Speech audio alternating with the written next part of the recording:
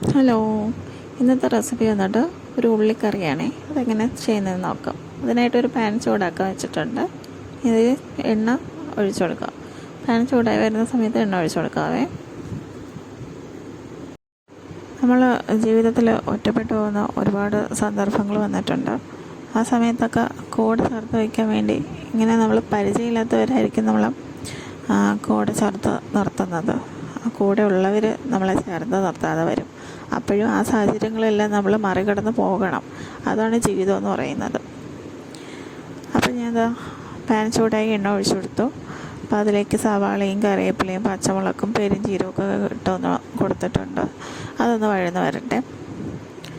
എൻ്റെ ചാനൽ ആദ്യമായിട്ട് കാണുന്നവരാണെങ്കിൽ ഒന്ന് സബ്സ്ക്രൈബ് ചെയ്തൊന്ന് സപ്പോർട്ട് ചെയ്യണേ. അപ്പോൾ ഞാൻ ഇനി അതിലേക്ക് തക്കാളിയും കൂടെ ചെറുതായിട്ടൊന്ന് അരിഞ്ഞത് ചേർത്ത് കൊടുത്തിട്ടുണ്ട്.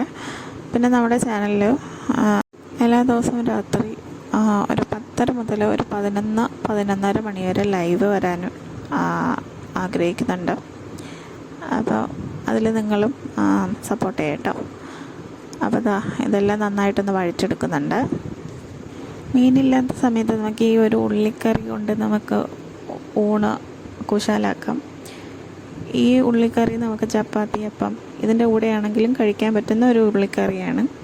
അപ്പോൾ ഇനി ഇതെല്ലാം വഴന്ന് വന്നു. ഇനി പൊടികളെല്ലാം ഒന്ന് ചേർത്ത് കൊടുക്കുക. എന്നിട്ട് നന്നായിട്ടൊന്ന് മൂപ്പിച്ചെടുക്കുക. പിന്നെ ഇതിലേക്ക് ചൂടുവെള്ളം ഒഴിച്ചു കൊടുക്കുക. എന്നിട്ട് നന്നായിട്ട് വീണ്ടും ഒന്ന് മിക്സ് ചെയ്യുക. ഒരു 10 മിനിറ്റ് നന്നായിട്ടൊന്ന് വേവിക്കുക. അപ്പോൾ ആ വെള്ളം നമ്മൾ ഒഴിച്ചെടുത്ത വെള്ളം ഗ്രേവി സെറ്റായി കിട്ടും.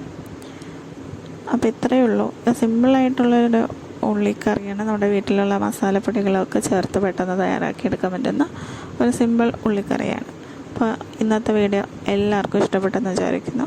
മറ്റൊരു വീഡിയോ ആയിട്ട് കാണാം. Thank you.